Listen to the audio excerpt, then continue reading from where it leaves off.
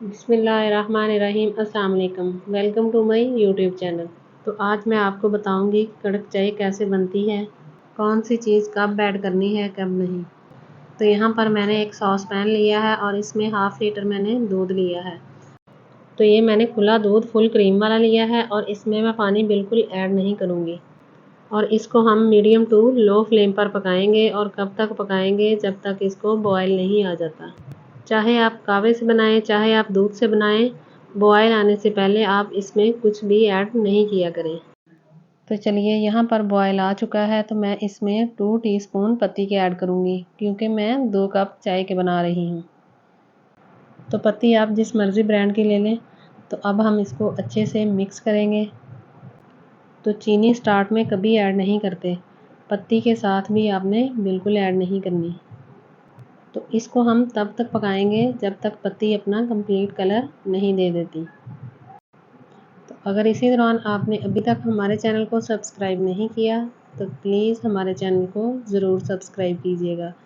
तो यहाँ पर पत्ती का कलर आ चुका है। तो अब मैं इसमें एक टुकड़ा दालचीनी का ऐड करूँगी और साथ ही इसके अदरक जाएगा। तो 2 छोटे स्लाइसेस मैं इसमें अदरक के ऐड करूँगी।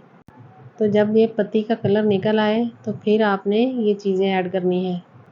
अगर आप ये चीज़ें पहले ऐड करेंगे तो सिर्फ इनका ही फ्लेवर आएगा। तो इस तरह से चाय की अपनी खुशबू कम हो जाती है।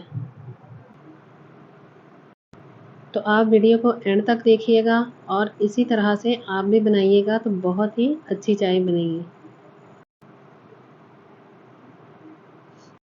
तो चलें जी, अब हम इसमें ऐड करेंगे चीनी।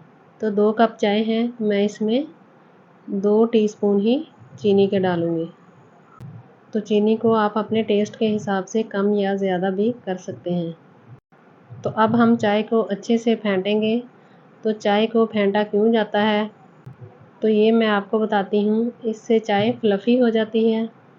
तो इस तरह से एक तो इसके ऊपर झाग आ जाती है जो कि देखने में अच्छी लगती है।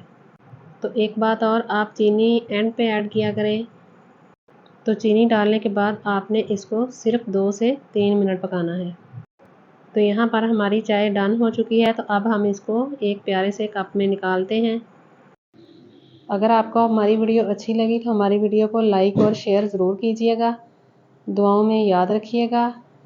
अगली वीडियो तक के लिए अल्लाह हाफिज़।